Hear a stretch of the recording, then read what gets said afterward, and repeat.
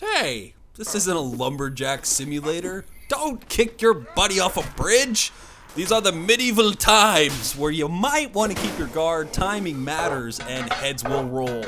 So go grab your cosplay claymore, find a nice little shrubbery to cuddle next to, and shut the castle gate as I school you adventurers in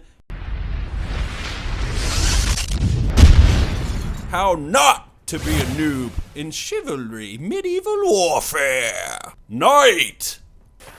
Heavy armor, high stamina while blocking, and can definitely take a punch. Not the fastest, but you sacrifice your speed for having the most armor.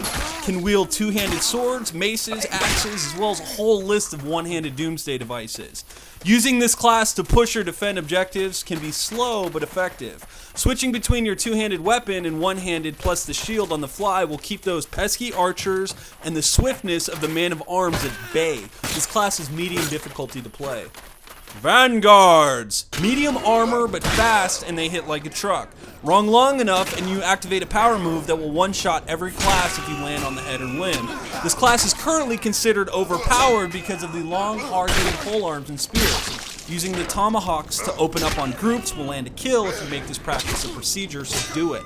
Make sure you keep your distance and pick your battles. This class is definitely the easiest to play. Man-at-Arms!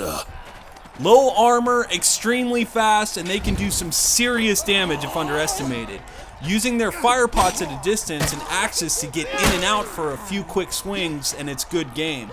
Keeping your enemies close if they are using a two-handed and blocking is essential. Using your dodge both defensively and aggressively will keep the enemy guessing on if you're afraid of them or they should be afraid of you. This class is extremely difficult to play in a world of vanguards and knights. Archer!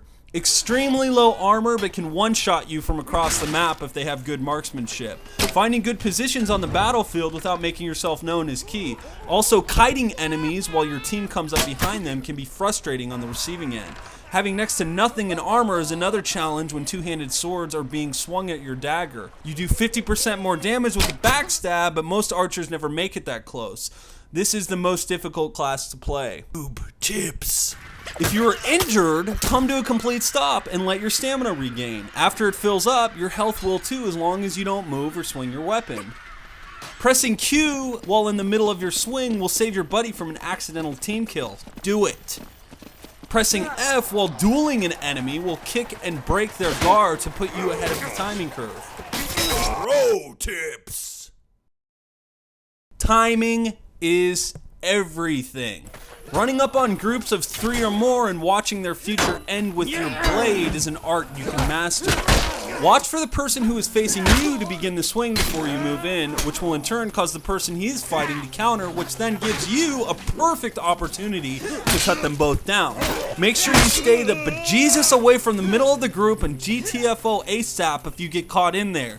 This game is a balance of making your opponent think you're afraid only because you're preloading a nasty swing with their name on it. Stay ahead of the timing curve. Swing with precision. Starting combo moves by hitting the left mouse button and middle mouse button multiple times will throw your enemy off. If they're too defensive and just wait for you to swing, capitalize by finishing your combo with a precision strike to their head. After the initial hit, you are then ahead of the curve on timing while they panic. Throw a couple more combos in, pivoting to their inside or outside of their guard to finish them off. Just because they have a shield and guard doesn't make them invulnerable to your precise strikes.